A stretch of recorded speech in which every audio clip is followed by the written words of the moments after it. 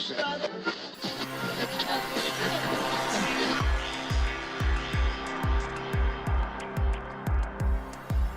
this is Leon Poe, man. You listening to Causeway Street Podcast. What's up, y'all? This is Kenny Anderson. Y'all listen to the Causeway Street Podcast. For all you new listeners out there, I'm your host, Causeway Pavone. I'm joined as usual by my two co-hosts. I'm Sean Dutra. What's up? So yeah, like talk long about walks yourself. on the B. There you go. Joel Pavone. What up? I'm a Pisces.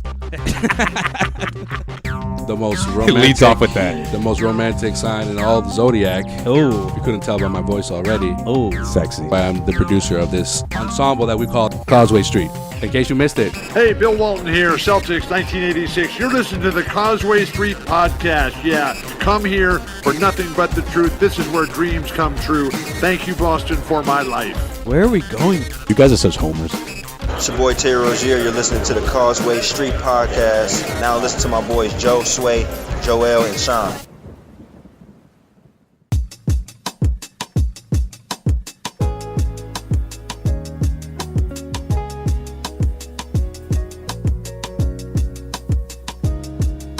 All right. It's the Eastern Conference version now of our Causeway Street season preview episode, as we are only weeks away now thanks to the new schedule setup. So, and I can't say I can't say I'm complaining over here. You know what I mean? I mean, what, 4 games? Get right to it. Get the regular season started, and it's going to be a good one. This is the Causeway Street Podcast. Joseph Pavone here, Joel Pavone, Sean Dutra. We got Zach Peloquin. He's not in the building, but he's on the phone. What's up, Zach?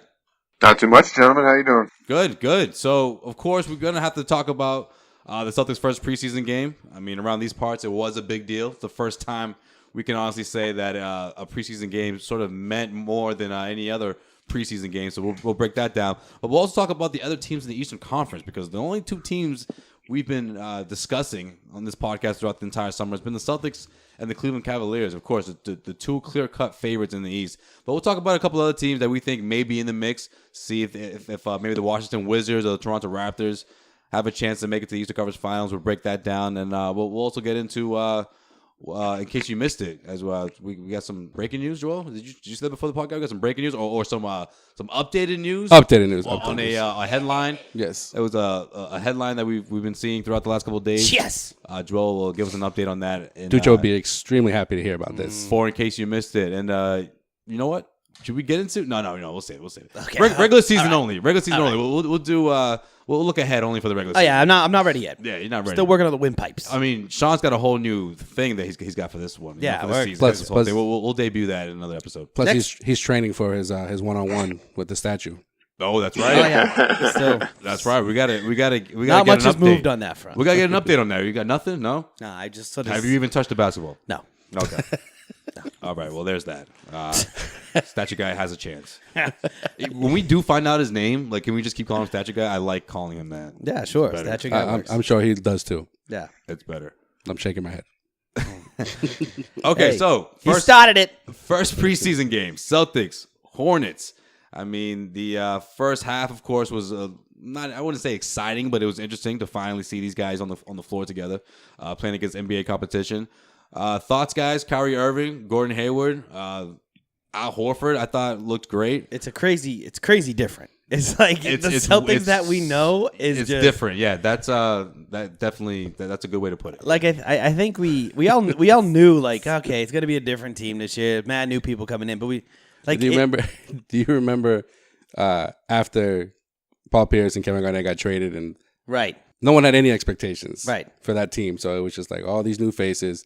I mean, this time around, obviously there's expectations, but I feel like it's just like, wow, this team is completely different. Yeah, you have no like other than, I mean, you sort of, obviously the team technically is probably better than it was, but like we get so used to that core of Thomas, Bradley, like Smart, Crowder, just like that's who the team is. That's who the squad is. Like, who else is going to chip in? Now I was like, all right, well, we got it now. Yeah, like a season Like, ago, watch- you just added Horford pretty much to the mix. Like watching Kyrie Irving out there and Gordon Hayward out there is just really, we didn't get a huge glimpse of them in game one. It's a little weird. It's weird, but I think there's so much potential in this team. Just watching them play, even though we didn't see too much of Hayward and Kyrie play the first half. I mean, which was expected. They are fun to watch. Like, just they're fast-paced, up and down the court. One thing that I did love was how active they were in the passing lanes. They were just trying to get every steal right on every pass and then run the floor. Yeah. The defense looked solid for a first preseason game, right? To say the least. I mean, the offense, of course, we know this team can put up points, and of course, Kyrie Irving, found that offense in the first quarter. But I felt like Gordon Hayward was sort of trying to pick his spots. I felt like he was just trying to trying to give Kyrie that space that, of course, that he needs, but at the same time, finding ways to be effective. I love the backdoor cut. Yep. I love the catch and shoot. I mean, those are sort of going to be, I think, the staple of Gordon Hayward in terms of how he gets his easy buckets. There's a lot of great screens being made by Al Horford that freed him up. I love how he didn't necessarily put the ball on the floor in order to score, because I think that's going to be part of a big part of the adjustment he's going to have to make, because in Utah he would put the ball on the floor a lot. Right. I think alongside Kyrie Irving, you sort of have to adjust. He's going to be the primary ball handler. I think so you he'll have still to get sort plenty of time to put the ball on the floor. I mean, Kyrie Irving played with LeBron James, right? I mean, LeBron had the ball in his hands 80% of the time. No, I'm with you. I get that, but I think it's encouraging to see him score in different ways than just driving and cutting to the hoop. I love the backdoor cuts. I love Al Horford. I mean, Al Horford, man, I know it's only one game, but I wouldn't be surprised if he's one of the top assist leaders for this team. I was just about to mention that with Horford. I feel like, and Brad Stevens' system, especially on offense, is like everybody touches the ball. Mm-hmm. Right. So, and the offense still sort of, you're gonna have, I think multiple people run through Al Horford as the big man playing that pick and roll. Yeah. You know what I mean? And Al Horford thrives in that role. Here's one thing though, we love the short preseason though. Are the Celtics gonna sort of like get the short end of the stick this year? You bring all these new players in because of that, and then you have 4 games to just figure it out. Right. They may start the season off a little bit sluggish. I mean, I think that's going to happen regardless, though. Whether it's 4 games or 6 games or 7 games, I think that happens regardless, because you're not. A team is not going 100 against you no matter what. You know what I mean? Right. If that makes sense. I get feel like that. you're not getting. You're incorporating so many pieces. But right. I mean, live but you're not NBA getting the best out of those opponents. Whether Still, it's 5, 6, 7 games. It's different than just practice, though. I mean, getting up against live competition, true. like that's instead huge. Instead of playing against each other. That's true. Right. Zach, what's your take on the offense? Obviously it was a small sample size. The big 3 for the Celtics didn't play in the second half, so it was very limited. But what was your take of that first quarter, especially? I thought it was good. I mean, you can see the potential with this group immediately. Between Kyrie and all the different lanes he's going to open up, and all the attention that he's going to grab out there. I mean, he's going to be really the star of the show. And I think we kind of all figured that as soon as that trade was made, that Kyrie's going to be the guy that they go to. They're going to start the offense and run the offense right through him. And then having a guy like Gordon Hayward, I think it's going to take a little while to see him really get into the flow of the offense. I think he's going to lay back, just like you guys said. He's probably going to sit back for a little while here until he kind of figures out what Kyrie wants to do, where his comfort level is. And then I think you're going to see Gordon start to take off. So he's a guy for me. I think it's probably going to take maybe 10, 15 games. But, I think once he gets going, he's going to be a real solid perimeter guy. And I think he's going to find himself open a lot more than he did in Utah, where a lot of the focus of that offense was running through his hands. And then, I mean, you look at Horford, and I mean, his ability to pass as a big man. I mean, I think for big guys, he was the top assist guy for anyone who's considered a center or played minutes at center last year. He was one of the best passers in the league. I heard some crazy stat on that or maybe it was in the game. I don't know if Gorman said it. I think if you were at least 6'7" or higher or something, I forget what the statistic was. I mean, the height was, but I think he led all legit big men. Yeah, in passing. and I guess he was one of the only 5 centers that have averaged 5+ assists, like true centers over the past 40 years or something like that. Yeah. So, I mean, he's truly a new generation center, and if we can keep him at center, I don't like him at the 4. Do not like him at the 4. I like him at the 5. He brings a different feel at the 5.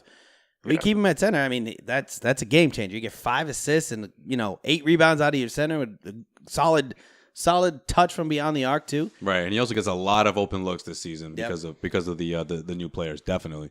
Zach, I do remember a text message that we all received from you before the preseason opener. That you had a great feeling about the second unit. So, what were your thoughts on the second unit? Very, very impressive in the second half. I actually, a lot of the first half, I was kind of in and out of the game. I'll be completely honest there. But the second half, I watched wire to wire. And I really like what I saw. That second unit is going to be, I think it has a potential to be possibly the best bench we've seen in the last 4 or 5 years. I mean, you're seeing depth at every position now. I mean, Daniel Tice, let's not go crazy. Get on the Tice train. I'm on that train. I hopped on that train real fast. Now I'm not going to sit here and say he's going to be 14 and 7 every night, but that's the type of energy you want to see out of your guys that are 6'10", 6'11", big guys. He's moving really well. Moved well on the offensive end, which was a huge surprise. I mean, everyone kind of said, well, he's a good rebounder out of the German league. He can defend a little bit at the 4 and the 5. And that's kind of what he's going to do. Him and Baines are just going to bang bodies underneath. But he was moving really well for a big guy. He was able to get into the lane. He was offensive rebounding, which is something that Boston's been dying to have the last couple of years. So if he can be that player in 15, 20 minutes a night, he's going to carve himself a really nice role really fast for this team, because as of right now, they only have 2 big men who are truly in the rotation right now between Baines and Horford. I wouldn't say, Morris is a stretch 4, so you're not really counting him as a true big man. No. So at the end of the day, there is plenty of opportunity for Tice to get into this rotation. Outside of that, we know what Marcus is. We know what Jalen is. Both of those guys, athletic, perimeter guys. Marcus looks very good with the dropped weight that he's had. I'm going to expect the same thing out of him that I had in past years, where he's going to knock down a few shots and then he's going to go ice cold. That's who he is. I've kind of accepted that. Jalen offensively, I think, has an opportunity to take a big step up, especially when he's in that second unit. He's going to be a go-to guy. He's going to get a lot of shots that he wasn't getting a year ago. And the same thing with Jason Tatum. Not a great debut performance for him, but he had that one. I think it was more or less a step away or a step back jumper that he had on that near side, where I was like, you know what? There's not a lot of rookies who are going to knock that shot down with that type of confidence and be able to take that shot. And I think he's going to do just fine on that second year. Him and Jalen, that's going to be a very nice duo that we're going to see quite a bit of. Yeah, the extension too. That's a tough shot to block. Yeah. It is. He's a lot bigger than I think people give him credit for. He's a legit 6'8". He is a true wing, and he'll be able to play a little bit of 4 as a stretch guy as well. He rebounded the ball pretty well. I was really happy with that. Defensively, he was pretty active, which is kind of where I've been a little weary about him going into the season. I kind of thought, when he gets up against some of those bigger guys, some of those more athletic players, he might have some issues. But he, for game 1, he really didn't look too bad there. I think the real key, though, for me going forward, I'm going to watch a lot and very closely Terry Rozier. I think he's going to play a lot of point guard in that second unit this year. And, can he run that offense? Can he get that second unit to play at the pace that they want him to play at, as well as being able to, slow things down, run the half court? And then defensively, Avery Bradley's gone, and everyone kind of just shifted their focus and said, well, Marcus Smart's going to be the new defensive guy, or Jaylen Brown's going to be the new defensive stopper. Terry Rozier has every skill in the bag to be able to be a defensive stopper on that second unit. So I think it's a huge opportunity for him to really step up and be that number 2 point guard on the team too. Well, if not, you got Shane Larkin in the wing. I was just going to say, let me ask you this, Zach. Pocket there. Is there a chance that spot could be up for grabs? Shane Larkin is someone that it's Rozier's spot to lose, I think. Well, yeah. Well, that's what I mean, though. Do you think he's in danger of that? You talk about someone that can play defense. You talk about someone coming off the bench that you want to play defense efficiently, run the offense, be that floor general while Kyrie Irving gets his rest. Between him and Shane Larkin, Shane Larkin obviously has to prove himself, but at the same time, you would say does have the experience. Not only that, but the tools may be there in terms of depending on what you want, though. Of course, if you want that flash of offense right off the bench, that pure, score and Terry Rozier, then Rozier's your guy. But if you're looking for somebody that can give you a little bit of both, I don't know. It could be his for the taking if he's able to keep it up and prove himself. Larkin's a nice piece to have on the end of your bench because I think he brings some depth at the point guard position and he can run point. I think we've seen that before, but you know what you're getting out of Larkin. He's not going to defend well. He'll distribute the ball. He won't turn the ball over. He really won't score. But Rozier has the ability that anytime he's out there on the court, he could easily go for 15, 20 points that night, make a couple big plays. Where Larkin, you're just going to get the guy that's not going to make a huge mistake. You know what I mean? I just like the fact when Larkin came in, I felt like that helped Tatum get going. Because he wasn't because he not only that, but he got Tice going as well. I think those 3 guys, as odd of a pairing or combo of those 3 guys, looked coming off the bench, but when they were playing together, they looked comfortable playing together. So I sort of agree with Zach's point. Overall, the second unit did look pretty good, but if you're gonna rely on Jaylen Brown to be your offense on the second unit, you're gonna struggle. I think it depends who you're playing, though. I mean, but I'm just saying, like on your second unit, what I'm seeing is if Tatum takes a while to develop, you have a huge void of scoring coming off your bench, of just a score coming off your bench. Because I'm sorry, I'm not ready to say that Jaylen Brown, I'm giving him a chance this year. I will give him a chance, but I'm not ready to say he's the scorer going to be in our second unit. Offense is going to go through Jaylen Brown in the second unit. Well, you forgot about Marcus Smart. Marcus Smart isn't going to be, he's not, we've seen it in the past. We know what Marcus Smart is. He's not a guy that can score. Well, I think that's why he needs to make this leap, and I'm sure that's what Zach's about to say right now. Well, yeah, absolutely. But I was going to say, additionally, the second unit is going to be either Smart or Brown. It's not going to be both because you figure one of them is going to be in that starting lineup next to Kyrie in the backcourt. Right. So you kind of have to choose which one. And I mean, neither one of them, I don't think we can sit here and say that either one of them are going to be a 20-plus point per game guy, but in the same breath, I think the tools are there for Jaylen Brown to take that big step forward. I'll be totally honest. You look at some of the highlights that you got from Brown a year ago, and you say, wow, he really is, a solid player. He can do a lot of great stuff. But you look at the stat line, it's really not that impressive what he did a year ago for a third overall pick. Jaylen Brown? Very average. Yes. Yeah, Jaylen Brown. And he has to take a big step forward. Of course he is. Yeah, Jaylen Brown. Average as hell. Average as hell first year. Averages are averages. Because they're averages. Because they're averages. Of course. I mean, that's why he got those DMPs, right? Listen, here's... It was a short leash. Yeah. I think I'm going to make a bold prediction. Ooh. If Jason Tatum isn't the third leading scorer on this team, we could be having some offensive struggles. The third? The third? No, he's not going to average. He's going to average more than Horford? Yeah. How And many points did Smart. Horford How many points did Horford And average Marcus last year? Morris. 15. And Marcus Morris. 15. And Marcus 15. Morris. Wow. Yes. And Marcus Morris, too. There you go. Yes, I think you need a third score. Like we're gonna have more offense than we've had out of two players with Kyrie Irving and Gordon Hayward, right? But the thing is, last year when we had the team with the role players there, right? Marcus Smart, Jaylen Brown, Al Horford, not a role player, but whatever, right?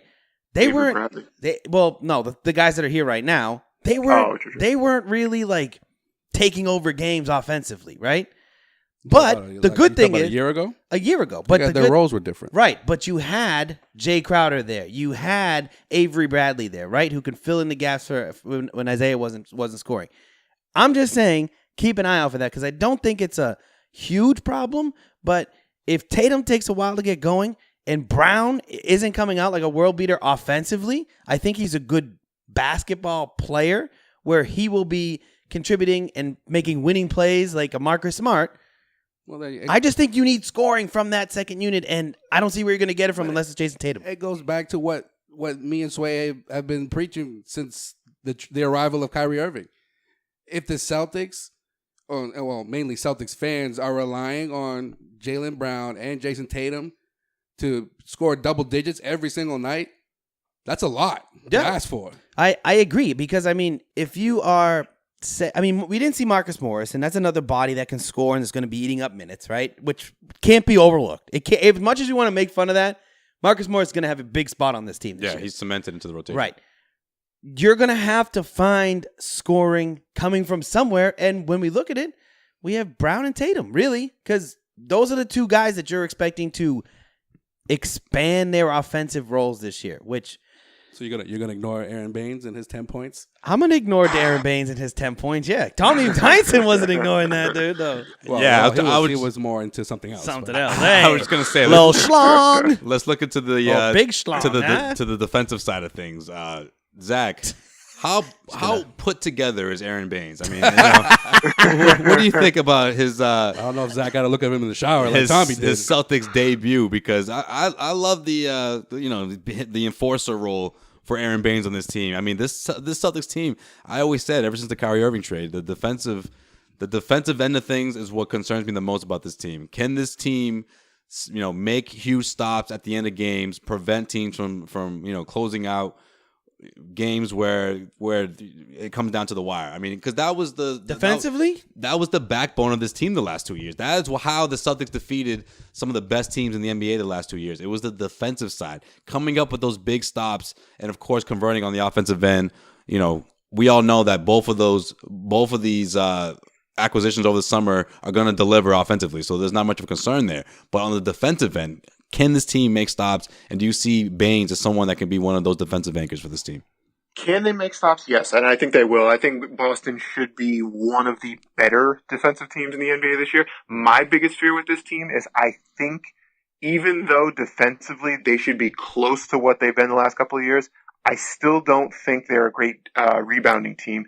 And with someone like Kyrie Irving, who's going to give up shots, he's going to give up the lane a few times a game. You know, he's going to get beat. No questions asked there. I think there's going to be an opportunity or I think there's going to be a little bit of a struggle, I guess I should say, in terms of being able to defend the basket and be able to get those defensive rebounds. So I do worry about that. The telling number with Boston, I think, unquestionably, is going to be how many second chance points are they giving up to opposition? Oh, what is? Because that's been the question for the past 20 years of the Boston Celtics. Yeah, it's since KG and Perk were giving up second chances.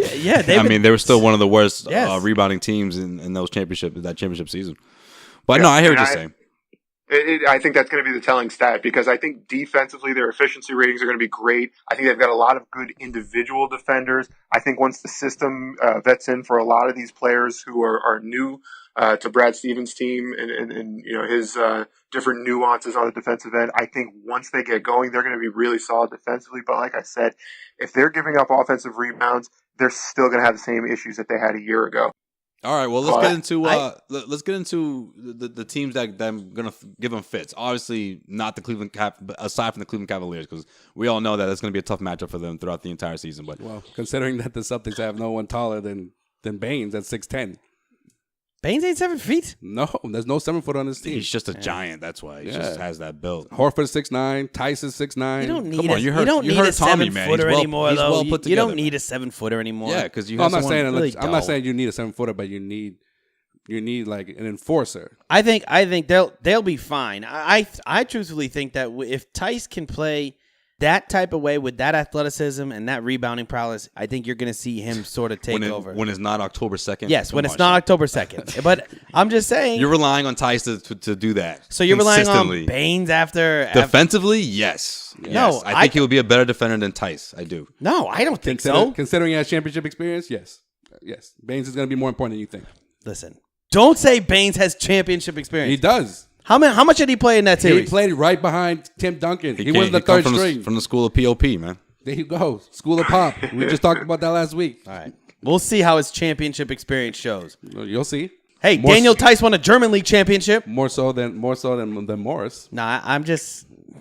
Come on, man. All right, which team's giving these guys comp, though? We got the Toronto Raptors. We got the Washington Wizards. I mean, the Wizards... Bucks. There's 3. The Bucks, that's true. I put the Bucks in there. I mean, I bring up the Wizards because I still say, I mean, if Kelly Olynyk doesn't drop damn near 30 in that Game 7, I'm not quite sure the Celtics come out of that series. I think that they were that close, and I think that they're going to be knocking on that door again this season. I think the Wizards are going to be right there. I think the Wizards are definitely your biggest challenger outside of the Cavaliers. Outside Cleveland, yes, agreed. I'd say the Raptors. They had fits with the Raptors last year. They did. Yeah. Celtics. Right. Nobody in the Celtics wanted to see the Raptors in the playoffs last year, and they were lucky not to see them in the playoffs. Yeah, well, that was true. But something about the way they play in the playoffs, I just don't. I don't. Doesn't strike fear for the Celtics. I don't. All right. Yeah. I can agree with that, but it's still. But during the regular season, I mean, they were. They were one of the top teams in the East. Good one, sorry. I'm more worried about Milwaukee than the Raptors actually this year. Than the regular season? And overall. Okay. I just think Milwaukee's they beat the Celtics too in the regular season. Yeah, I just think Milwaukee's sort of got like a different vibe out there. I don't know, like you have the Greek Freak and you have all these pieces. Like if you look at the roster, their roster's filling out pretty nicely with role players and then they're pretty big down low. Yeah, and they're big 1 through 5. Are you kidding me? They're put together. They're put together down low. Cow down there, Tommy. Yeah. I'll tell you, I took a look at Baines in the shower. He looks like all of Australia.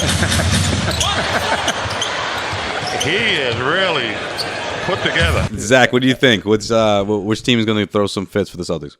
I still like Toronto, just like Joel said. I think it's they still, for me, player for player, probably match up the best against the Clevelands and the Bostons in the East. I think they have the most star power, and I'm anxious to see what they do now with Serge Ibaka after a half season. Is he going to be a little bit more assimilated to that team? Is he going to be someone that they can rely on a little bit more offensively, as well as being a shot blocker down low? So I still think it's Toronto. I'll give you a team that I really like outside of Toronto and Washington. I think Detroit is sneaky good this year. No, man, come on. Come on, dude. Yeah. I'll take the 76ers over Detroit any day. You're talking about Washington, so I mean, they do have a player who's only a little, slightly not as good as Gordon Hayward and Avery Bradley. Listen, we don't have to get into that. I'm sticking by that, man. Gordon Hayward is light years. You'll find out this year. You'll find out when Avery Bradley is the focal point of the offense. Oh yeah, You'll see what happens. and then they go 11 wins all year. Detroit's going to be one of the worst teams in the league. The Celtics took away their enforcers, though, so it's all good. No Morris, no Baines. Yeah, I sort of think, Avery Bradley will have a good year in Detroit, yes, but that team is going fucking nowhere, dude.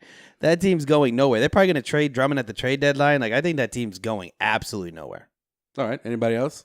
So I do think Philly's going to make a run, and they're going to be a tough 4-5 matchup. Maybe not 4-5. No, yeah, they could. Easy. No, I mean if Toronto falls, they can make the playoffs. Let me some Joel Embiid now, but No, you got.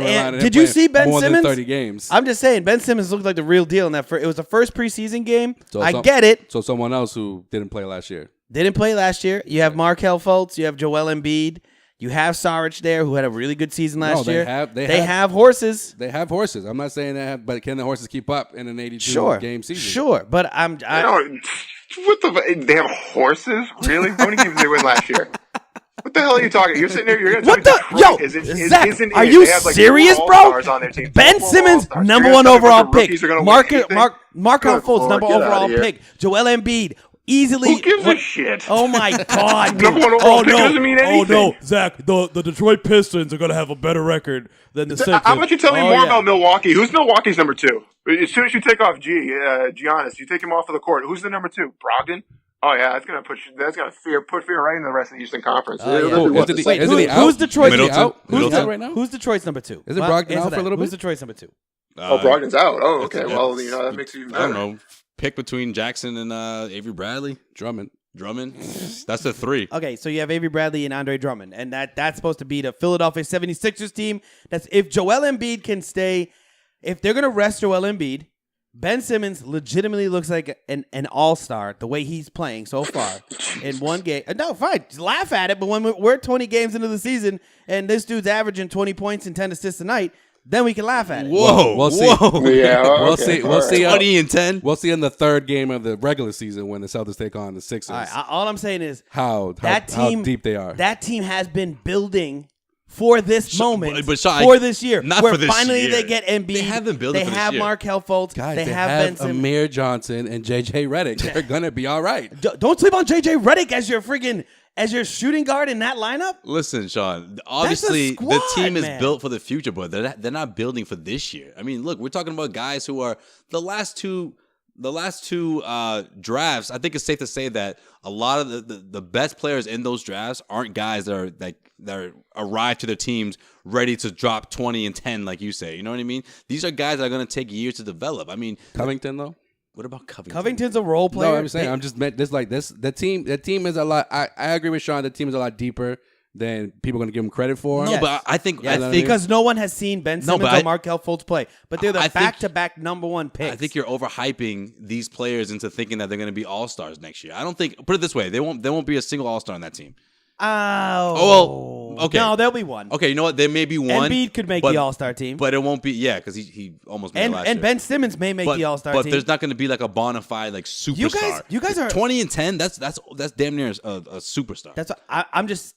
That is a superstar, actually. Easily, it's a superstar. But well, it depends. Some people define superstars as like you have to be top 5. So it all depends on the criteria you have. The Eastern Conference sucks this year. That's why I'm thinking, okay, yeah, but it's all different. Make it. It's all different. I'm sure it's in case you missed it, but we'll talk. Because I mean, well, teaser. Well, yeah, it's different because of that, but it's also different because we talked about this months ago. Jimmy Butler, Paul George, I mean, the list goes on. All these all-stars are out west now. Paul Millsap, There's all gone. There's chances for middle tier all-stars to bump up or borderline all-star players that didn't make it last year to make it this year. And by the way, Milwaukee does have a pretty good team. Number 2, I think you're going to go with Jabari Parker. If his knees are if he anything can play, left if he can play. If. But then you do have some depth. You have Jason Middleton. Terry? You have Jason Terry is on the team. Yes. Thon Maker, don't sleep on Thon Maker. I'm just saying they got a lot. I'll sleep on him. All right, fine. Just okay. I'll sleep on him. I'll sleep on Chris Middleton. I'll take a nap with Greg Monroe. Snell? I'll definitely do that. Snell? I'm just saying. They got James Young though. They got the James Young train. Monroe didn't look great. Do they have James Young? And Gerald Green. They picked him up last week. Oh, that's right, Gerald Green. Guys, though, you got to remember though, the expectations of an Eastern Conference team is pretty low right now. Like the Bucks are going to be one of the better teams in the Eastern Conference this year. They're gonna be. All right, I'll give you that. They'll be better than Detroit. All right, but they're probably going to it's be. not saying much. It's not saying much. How much we putting on it? I'll put. Oh, you want to put? I will bet that. No betting. Play it 1-on-1 somehow. I want to see a 1-on-1 between me and Zach. Yeah. What the fuck? He's like 7'4", dude. It doesn't mean you're gonna let him dunk on you, right? No, he can't. Zach can't dunk on me though. As long as I don't have to pay myself silver, I think I'm out of it. It's a fair bet. I don't know. Don't sleep on the 76ers. Don't actually do that. Whoever loses gets to paint themselves silver. The Bucks and the 76ers will be better than the Detroit Pistons this year, hands down. All right, top four knees, like we did last week. Okay, Celtics, Cleveland. Why did you pause there? No. Can we go top 5? Let's go top 5. No, you're thinking ahead. No, because I was thinking like, do I just put them in order? But I'm like, that's fine. I'll just leave it at Celtics and Cleveland. Washington, I still think Washington because they didn't make any changes and they're kind of similar to the Celtics in year 3 of like Brad Stevens. Right. That they trust each other. They want to win 2 series. They want to get to the Eastern Conference Finals. Yeah, they went as far as they have ever, not ever, but like since the 70s. So they're hungry. Right. Number 4, I'm gonna say Toronto. Yeah, you gotta. That's what you said off the jump, man. You gotta stick with the Raptors. Yeah, I'm gonna stick with the Raptors, and then the 5th, Milwaukee. Pick one. You know what? Let's go to 5. I think we go to 5. Yeah, but here's my sleeper. Here's my sleeper in like the bottom, like the bottom from 5 to like 8. Miami. Miami was 1 game away from making the playoffs last year. They're healthy this year. They got Kelly O, baby. Kelly O's gonna be his focal point there. I don't know why, but I feel like he is. And you know what though? It's not that Miami really got better, but teams that were above them got way worse. Like the Pacers out of the picture now. Yeah. You know what I mean? Like a couple teams, but the Hornets real? They got Dwight Howard. Really, like they may be the 8th seed this year. I don't know, but Atlanta's not nowhere. Atlanta's gone. Yeah. Atlanta's Chicago out. gone. Chicago's gone. All these teams that were in the mix are nowhere. Just now they just dropped. Yeah. They just let everybody go. Fell from grace. Zach, what do you got? Top 5 dead or alive. Top 5. I like. He's like I like the 70. I like Cleveland 1 because they have they got a little bit more continuity, a few more players that have been there a little bit longer, and they got the best player in the conference. Let's be honest. Let's call a spade a spade. Boston 2. Only in the conference. Boston 2. Toronto 3. I'm gonna go Detroit 4. I like that team. I'm gonna take them 4. Ooh. And Washington 5. I like this. Hey, I like this. We can look. Bro. We can look back on this in 4 or 5 months and see what happens. It's good. I can't wait at the All-Star break when freaking Detroit's won 5 games. Putting the Celtics over Cleveland, not because I think talent-wise, but I think record-wise they'll have more wins because Cleveland, they really don't care what seed they are. So Eastern Conference Finals, you guys think it's set? Yeah, it's those two. Oh yeah. Unless is an injury, of course. Barring some catastrophic injury, it's those 2. Top 5: Celtics, Cavs, Wizards, Bucks. I'm just good. 76ers. 76ers in the 5th spot. Jesus. Raptors. Just because of his Detroit comment, you're gonna go there? Okay. No, I'm serious. So better than the Raptors? You really like this team way too much. No, I just don't think that the Raptors. I think the Raptors have hit their ceiling where they were like. Not last year, but the year before that. Yeah, but because the Eastern Conference is so weak, their ceiling is going to be a top 3 team. No, but I think top 4. But I think now, like they're not the top dog in the Atlantic Division anymore. It's the same exact team, though. It's the same team, but like I just don't know. I don't didn't lose anybody except for PJ Tucker. Yeah, and they're locked in. They're locked in with those 3 guys.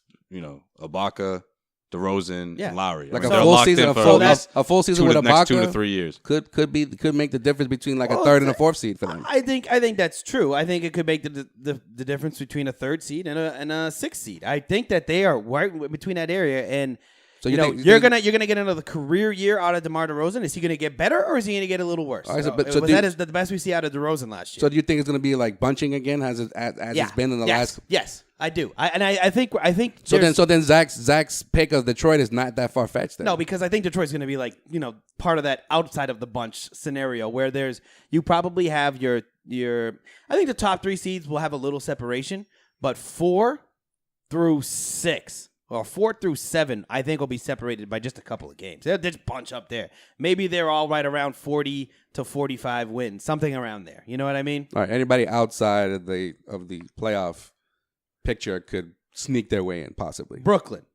Wow. I didn't see that one coming. Maybe Brooklyn has. I mean, Did you just say Brooklyn? They could.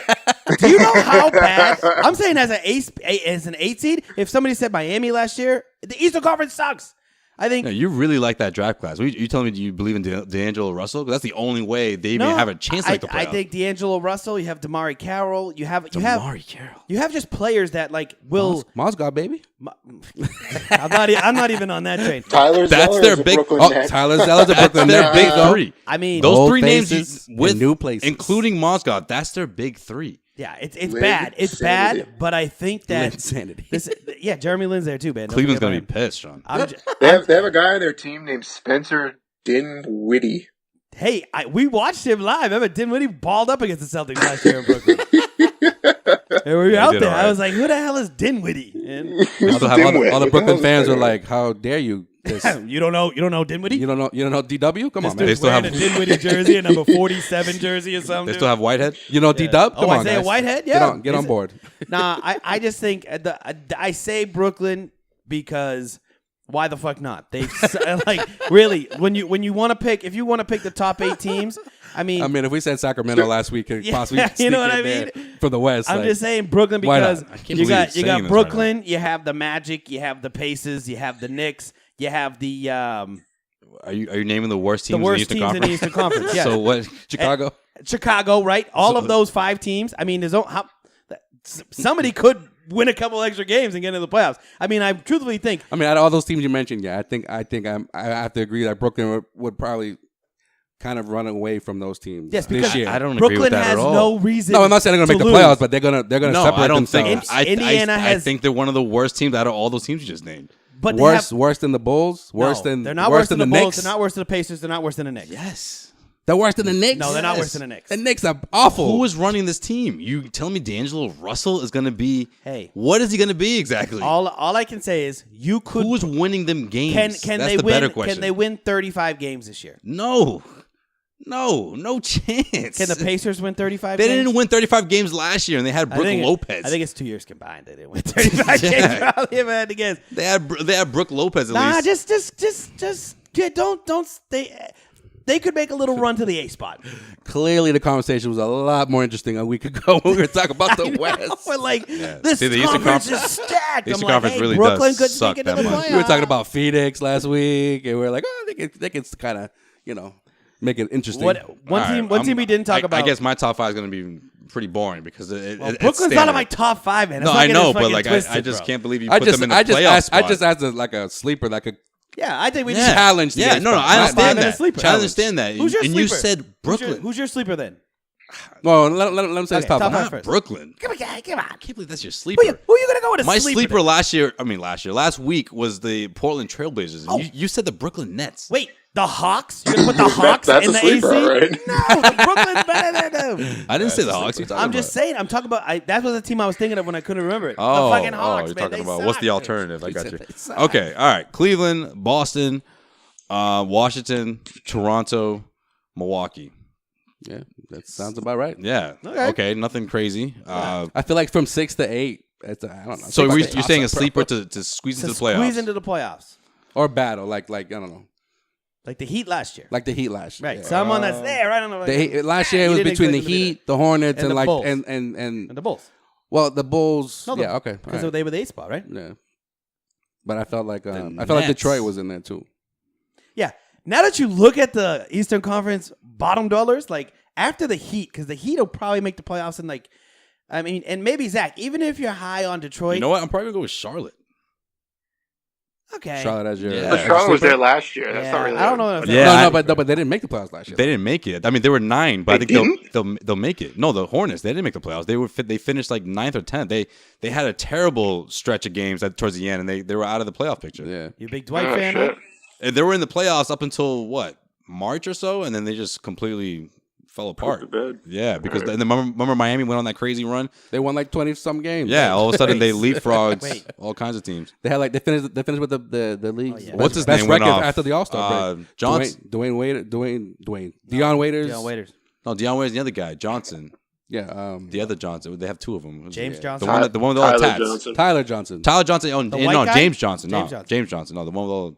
I guess they're both tatted up. The tatty. Anyways, yeah, that's my team, the Hornets. I mean, all right. I think the Hornets are going to suck this year again. I mean, if they're healthy, they proved last year that they can be a playoff team, and they just shit the bed at the end.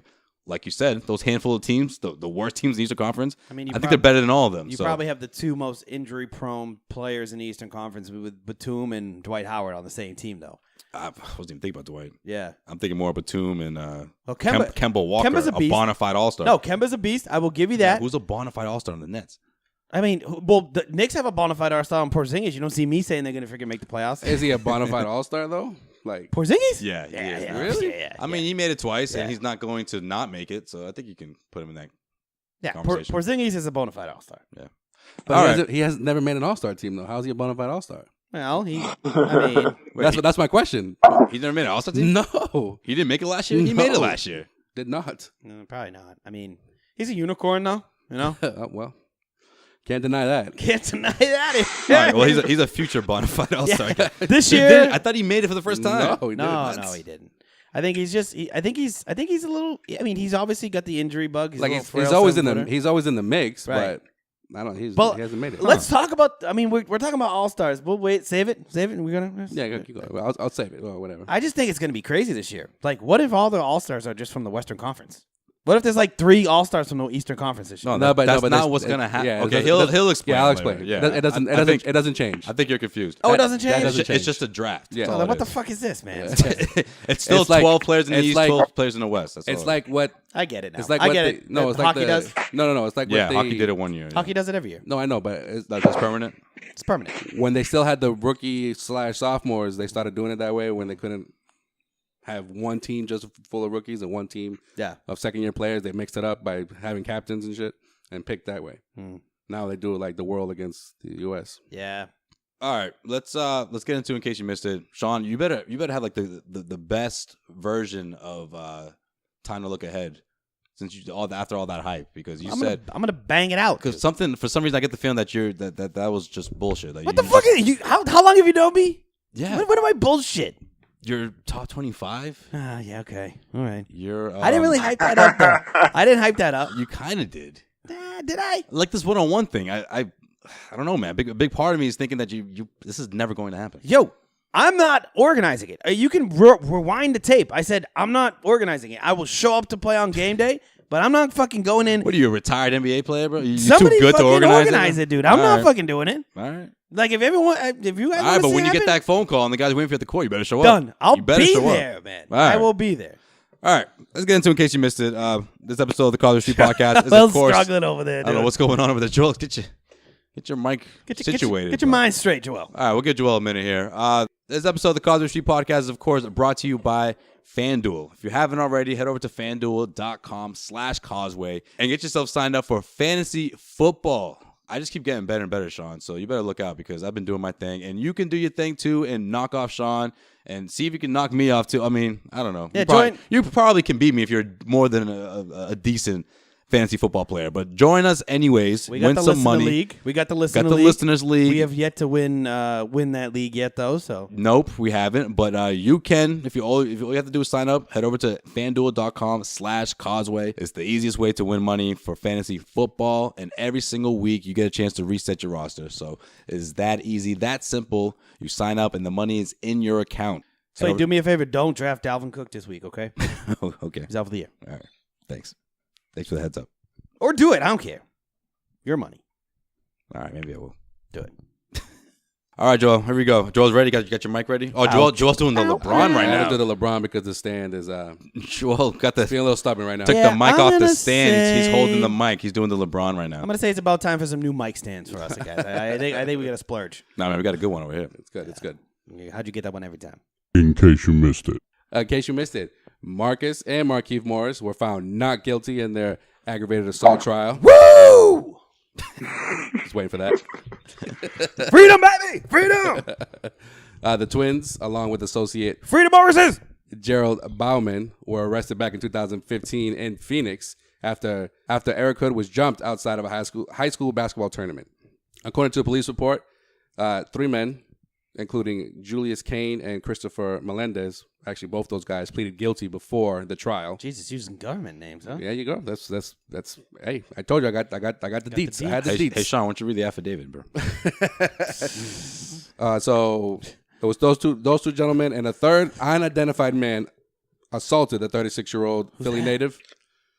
So witnesses placed the Morris twins at the game and outside in the parking lot, but there was no evidence that suggested that they were involved in the attack. Hell yeah. A local barber, he testified that Bauman was not present on the night in question because he was getting a haircut. Additionally, witness tampering was brought to the state's attention by the defense after witness testified that a video operator who saw the assault from afar was offered money from an associate of Hood to testify that the Morris twins were involved in the beating. Also, there was text messages that surfaced from Court Hood. TV. Dun dun. That's Law and Order. Same thing. There's the law and then there's the order part. That's true. But also text messages surfaced that were sent from Hood stating that he was going to get alleged. Well, this is court documents. So Alleged. Okay. Court documents. All right. I mean, this is actually helping the Morris twins, so I don't know why you're defending. I thought you were shitting on them. All right, No. I'm reading what Hood apparently. Oh, the guy who got beat up was witness tampering. Yes. So there was text messages sent from Hood that suggest that he was gonna get a quote huge payday by suing the Morris twins. So there's that. Marcus has rejoined the Celtics. Right now he's currently in Boston. Back where it's supposed to be. As they prepare to take on the 76ers. Thoughts? Damn right. Told you he wasn't guilty. Marcus Morris is about to be a beast this year. I just think they just because they were there and people saw them there, that this dude Hood, who actually has known the Morris twins for a long time. And it was his mom that they was hitting on. Well, allegedly. Well, I mean, I don't know how allegedly, that part right? Allegedly. is. So, I mean, he just got his ass whooped. Because that they were there, and these other 2 gentlemen that pled guilty to the assault, but the third guy was never identified.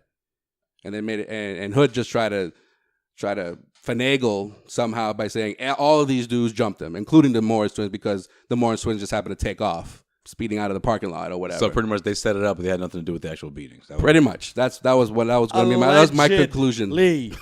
Allegedly. I don't think the Morris twins had anything to do with it. They just got good friends. Well, there was motive that no one talks about. But what do you want to put them on trial on Causeway Street? No, I'm just saying that. Just like listen, the gavel pounded. Just guilty. Just like Denzel Washington said in Training Day, and I quote, "It's not what you know, it's what you can prove." And obviously they weren't able to prove that the twins had anything to do with it. So Marcus is back on the Celtics. What's that Jay-Z song? Not Guilty? What's that song he got when he was freed? Oh, Guilty to Proven Innocent? Yeah. The one with R. Kelly? Not the one I'm thinking of. Whatever. But I mean not guilty. All right. Not guilty. So that's the last we talk about beating. The Morrises have character issues. They don't. All right. Maybe Markieff does. Marcus does not. All right. All right. What else we missed? The better twin. We got the better twin. In case you missed it, Giannis Antetokounmpo recently tweeted out to the Bucks fans about his possible return. The All-Star forward has been away from the team and away from Milwaukee since the passing of his father last Friday night. He did return to practice, though, earlier this week, but he did not play in the Bucks' first preseason game against the Mavericks on Monday. So, any word on what happened? No, I still haven't seen anything. To me, this just motivates him even more to, do his thing for the Bucks. The NBA will ditch this original All-Star game format this season of East versus West, and instead we'll have 2 captains that will select the teams regardless of which conference the player plays in. So the top 2 players from each conference that win the most fan votes will be the captains. All-star voting will begin on Christmas Day. Starters will be announced on January 18th, and the reserves on the 25th. So how many? But the voting system stays the same. So how many people is LeBron going to go through before he just keeps looking over Kyrie Irving? Or does Kyrie Irving get picked second Westbrook. or third on the West? Same thing with Westbrook. Westbrook gets first pick. I mean, he could. Is he going to pick Durant? Well, last season, the two vote getters from each conference was LeBron and Steph. Steph Curry, yeah. So if that happens again this year, they would be captains. Oh, I thought it was Westbrook. No, it was Curry. No, it was Westbrook Curry. didn't even he wasn't even a starter last year. Yeah. Oh, yeah. Remember that? We talked about that. Westbrook will be probably number one this year, though. Will he? Could be Westbrook. Could be Durant. Could be Harden. Could be Harden. Should be interesting. Should be interesting, You could be guys. second. Well, You could be third, I hope fourth. it's Westbrook. He's got the most beef. Heck, you could out even be there. fifth. Hey, Zach, does this bring any extra excitement to the All-Star game or no? I like it. I think it's been a while that since the All-Star Games really had something to look forward to. I mean, it's really. Hey, man, I love All-Star Weekend. All-Star Weekend is still great, but the All-Star Game itself is Yeah, like it's a letdown. The last 2 years have been The worst. The fucking worst. Last year was probably the worst. They need to shake it up Last somehow. year was probably the worst. The Yeah, worst I in agree like with 20 that. years. Like That- it was they- awful. They need And to shake the it year up. before was probably the second worst. And you know what I want? I want them to put some fucking money on it. Like like the winning team, you get $1 million fucking dollars. Well, they're like that's it. So people play for it. Yeah, no, but they're discussing like charity. Because the game, Yes, the game's gonna be in great. LA, so they can pick an I LA just- charity or they can pick their own I charity. just want to see the competitive factor. I mean, that's what we used to see in the late 90s, early 2000s. You know what I mean? something Like needs to go teams there. actually they cared about the game. You know, the first quarter or so was the showtime, and those last 3 quarters was about the actual game. So maybe this will help. Heck, maybe there'll be some Twitter beefs before. You know what I mean? Like, you know, hyping it up, like, I don't know, WWE style. What if Russell talking smack to each other? What if Russell becomes a captain and he picks KD? He won't. No, that won't happen. But you know, what if I don't know. what if LeBron picks KD and Westbrook is like, I'm not scared of you two. We'll beat both of you guys. You know what I mean? Like even something like that. Westbrook would picks add Harden. so much more excitement to the game. Because Westbrook's not picking a warrior on his team. He's not. I just can't see him going and being like, "Yeah, Steph, come on, let's play." No, he's not going to do that, man. He's going to avoid the Warriors at all costs. It comes down to the last pick. It's like Draymond Green and like Porzingis. Right. Zinger, let's go, bro. Like you actually didn't even make the All-Star team, but you're on my team, baby. I pulled some strings, man. I got you in there. Watch it's probably gonna be like Kyrie Irving as a captain in the East and like I don't know somebody random. LeBron's going to be the captain, man. Yeah, you never know. I know. I know. LeBron's been the leading vote getter for what ever Since like 2004. Yeah, yeah. Like, I don't know. I just Forever don't see it 2004. Okay. Yeah. All right. Speaking of Russell Westbrook, Mr. MVP signed a 5-year, $205 million extension that will go into effect at the beginning of next season. The OKC Thunder will owe their franchise player now $233 million between now and the end of the 2022-23 season. It's a lot of money. So all you Laker fans can go kick rocks because league MVP ain't going nowhere. Yep. And I don't think Paul George is either now. Well, because of this move. I mean, we'll see about Paul George still, but and guess when he signed this deal? The what? On Kevin Durant's birthday. Gotta love it. Hey, no, that's true. It's no bullshit. I know, but is that a coincidence or is that something that you think he did on purpose? No, I don't think it's a coincidence. I just think. So you think he did it on purpose? I think he signed it before, but I think OKC announced it on that day on purpose. Cold-blooded. After all he's been saying all summer, like with his fake Twitter handles and shit. Cold-blooded. It's fucking great. It is. That's great. That is great, but fucking cold. All right. In case you missed it, Paul Pierce will officially join the NBA on ESPN analyst crew. You know, even though he's been on there for a little while now, but the truth will appear on NBA Countdown on ESPN and ABC before and during games, and also continue to appear on The Jump weekdays on ESPN. I like that to show. me, other than like Doug Collins and Hugh B. Brown, maybe even Tim Legner, I can't stand anybody else on that on ESPN. Not a big Chauncey fan, huh? Nah, I'm not feeling Chauncey. Yeah, Chauncey's all right. Yeah, he's okay. I can't stand Jalen Rose. I know that. Can't stand Stephen Jackson. He's awful. Stephen Jackson's fucking Stephen awful. Jackson's He's on ESPN. The main contributor? He's been on ESPN a lot this summer. Yeah, I think it's a good pickup for them. Man, it's gonna be weird. First year without Paul Pierce. Huh? It does sort of suck. I was hoping. First regular season without Paul Pierce. But yeah, you know what? I was hoping he'd be on TNT. That's what I thought too. Yeah. But we kind of saw this coming. The last two NBA finals, he's been. Yeah, the ESPN sort of been eyeing him. They've been grooming him and shit. They probably had a little verbal agreement, like, hey, when you finally do hang him up, your first stop should be here, right? Mm-hmm. So whatever. Yeah, it's all good. Good for Paul. Just would have been great to have Area 21, 34. Yeah. Just something. Oh, both of them together. Yeah. KG and Paul Pierce has their own show. Yeah. He'll come back. He'll stop by, especially when he gets his number retired. But you think he'll be able to do that? Being contractual agreement. Yeah. I mean, he can be on as a guest. He doesn't have to be in Studio J. All right. After he just gets his number retired, come on. If I want to hang out with KG, let me hang out with KG. All right. But I don't know. We'll see. Either way, they definitely their staff got a little better. Cool. It's a good pickup for them. I mean, Paul's not the best analyst, but he's good. I didn't say the best, but he's good. He's good. Well, compared to all those names he just said, I mean, Chauncey. I mean, truthfully, if we weren't Paul Pierce fans, I don't think we would be like, "Oh, Paul Pierce is so good at this." I don't know. He's not bad. I mean, he's gotten better. Zach, what do you think? He's not bad. He's still got some work to do, but I mean, he's got a personality and he knows what he's talking about, which is, I mean, that's 90% of it right there. There you go. Yeah, exactly. He's better than what they have. Like the people that the little round table of people that come in on different days, like Scottie Pippen, Tracy McGrady. I'm sorry. Yeah. I'm not trying to hit Tracy McGrady. Hey, as long as he doesn't become buddy with Brian Windhurst, I'm okay with it. Or Chris Broussard. Oh, the worst. No, Chris Broussard is on Fox now. Well, they both suck wherever they are. Yeah, it's true. Well, it was worth mentioning because he sucks. Yeah, well, you hear that, Brian? You suck. How dare you, LeBron? In case you missed it, Jay-Z, Windhurst, dude, who performed on SNL last weekend, was asked by the NFL a few weeks ago to perform during the halftime of the Super Bowl this year, to which Jigga Man said, "Hell no, I got morals." He said that. Oh, no kidding. Hov obviously supports Kaepernick and his movement and has boycotted the NFL this season. So the NFL decided to go with Justin Timberlake instead. What? How does that make any fucking sense? Jay-Z, he boycotted the NFL? Yeah, he boycotted the NFL. So if you boycott the NFL, Trump told you to boycott the NFL. To go against Kaepernick. And that's what you're doing to go... No, he's boycotting the with NFL. Kaepernick? What the fuck does that even mean? He's boycotting the NFL. Because Kaepernick doesn't have a job? Exactly. That's why he's boycotting the NFL. Yeah, but I think this report came out before the Trump comments. Fucking weird. Yeah. I don't know. Play the fucking Super Bowl.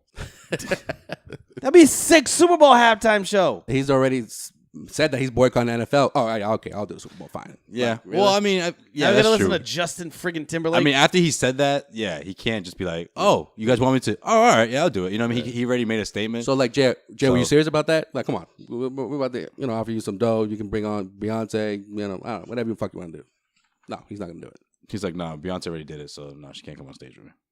Yeah. What do you think? Beyonce's like, I did it before. What the fuck is what? What are you saying, Jay? This sort of pissed me off just because that would be sick. And you can. No, you're right. It would have been. Who's that chick that flipped off the cameras? That you got the biggest. If you want to protest anything, you now have the biggest stage, the most people watching you. Well, if it you wasn't, can do it. Like, why wouldn't you take that and run with it? No, I got why you. are you taking the easy way out and boycotting it? If it wasn't well known that he's boycotted, he's said it on multiple occasions. Because then leading up to it, everyone's like, "Oh, he's a sellout." Yeah, he's a sellout and all this other shit. He's just going for the dough. Nope. Donate your dough to charity and then make a statement on the biggest. When he says that he's boycotting the Grammys, he's not going to show up at the Grammys. But literally, this is the most watched concert all year. This is the most eyes you'll have on the biggest stage, literally, all year. You can do whatever you want to. You know what I heard Justin's going to do, and now Justin's going to be like... No, but yeah. You know what he's going to do? He can't do that song because that's Jay's song as well. And he'll just play the Jay-Z verse. He's gonna ain't boycott Jay-Z. You guys didn't hear what he's going to do? They'll FaceTime him? He's going to bring out Janet Jackson, bro. Oh, nice. Bring him back out. Shirtless? And this time she's going to have a bra on. It's going to be hilarious. Nice. Can't wait. Oh, yeah, it's going to be awesome. Same exact dance. Justin Timberlake's so funny. Oh, he's so funny. He's like, he can sing. He can act. He's funny. He'll bring Jimmy Fallon on there to do a little... He's good looking, too. Yeah. Yeah, maybe they'll do some... You know what? Maybe he'll just do, carpool karaoke the entire time. Fucking corny, stupid... Jay-Z, you fucked this over, man. You screwed us out of a great halftime show. Really? Okay. Really? Other than Justin, like, who would you want to be at the halftime? I'm surprised that the NFL went rap though. Yes. They haven't gone rap in a The while. NFL never goes rap. Ever since The that incident with you know Janet. what? Just fucking let Bruno Mars fucking do it every year. Then if you're not gonna if people are gonna be like, no, I don't want to do the Super Dem halftime show. He put on a good show, though, did he not? I like Bruno Mars. I've seen him 5 times at the Super Bowl halftime show. It'd be nice to have one of the best rappers of all time. Wasn't he better than Lady Gaga last year? People love Lady Gaga though. Whatever. Jay-Z I can't even tell you about is that one of part. the I was so mad at that. best rappers of all time. He has the biggest stage. He wants to make. You know what? We want to give shit to LeBron James. We want to give shit to LeBron James. He comes out and speaks his mind and says it whatever he doesn't care. If you give somebody this big of a stage and you're supposed to be a symbol of, you want to speak up for equality, you want to make a statement, and you just say, nah, I'm good. I don't want to do that. I'm going to protest it instead. So we'll forget about this in a week, and no one's going to be talking about this shit. Instead, you could do something that lasts literally forever on stage. It's not like he's never going to do it. It's just this one. Wait like 2 years. Wait like 2 years. It'll be all right. This and that last album is how I know Jay-Z is now soft as fuck. I was waiting for them to bring that back to He's that. a grown man. Leave him alone, man. Yeah, he's fucking... Just go sit in your recliner, Jay-Z. Friggin', I don't know put your slippers on, fucking old man. Man, go watch some HGTV with Beyonce. Oh, man, that's some harsh words, man. I don't like this. I'm just saying. Well, this, in case you missed it, is brought to you by the CLNS mobile app. Download the CLNS mobile app to your iPhone or Android to enjoy the best in online sports coverage, including the Causeway Street Podcast. Also, give us a follow on all social media platforms. We are still looking for experienced writers, by the way. Those samples are coming in, but we need some more. We need some more, folks. Yeah, so if you're out there, DM us on. If you're out there in college and you're slide into our DMs. Journalism, we were looking for a little way to get your stuff out on the interwebs. Hit us up. Be a part of the team. If you enjoy the NBA, you don't have to be a Celtics fan. If you enjoy the NBA, hit us up. Yeah, we probably need a Western Conference writer. I mean, whatever you feel like. Well, because we've only been begging Tim for like 2 years now. You just don't rely on Tim. Yeah. Shout out to him though. He is getting married. You missed it. Tim is getting married. Tim's getting married this weekend. Timothy Toon, our resident Suns fan, tying the knot. So next time we talk to him, he'll be a married man. Married man. There you go. Shout out to Tim. And that is it for In Case You Missed It. All right. Hey, Zach, thanks for coming through, man. Appreciate it. Thanks, Zach. No problem, Jim. And do it all again soon. Go Pistons. Yeah. Woo. Later. Talk to you later. You can also head over to CauseWayStreetBlog.com for your Celtics training camp and preseason coverage. Plus, there's a piece up there from about Jaylen Brown in a recent interview with Complex, where the second-year vet had a lot to say about the Kyrie Irving for IT trade. So check that out over at CauseWayStreetBlog.com. Anything else, guys, you want to add before we? No, I got nothing. Yeah, no, I'm good. No, you don't want no more words to the statue man. Nope. All right, cool. Oh, statue man. Statue yeah. man. I'm gonna practice soon. We gotta get that going.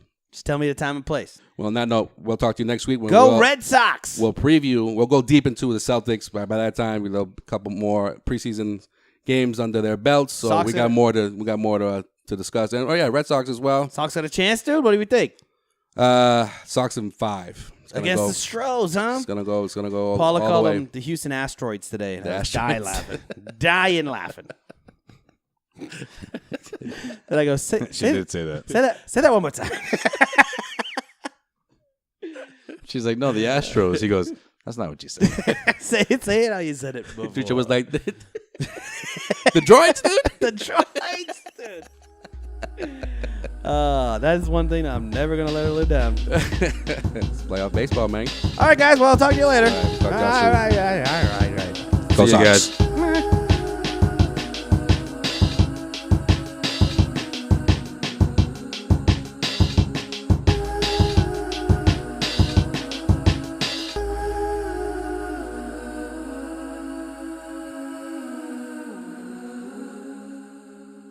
I'm sure by now all of you are aware of the horrible act of violence that claimed the lives of 59 souls and left over 600 injured in Las Vegas on Monday morning.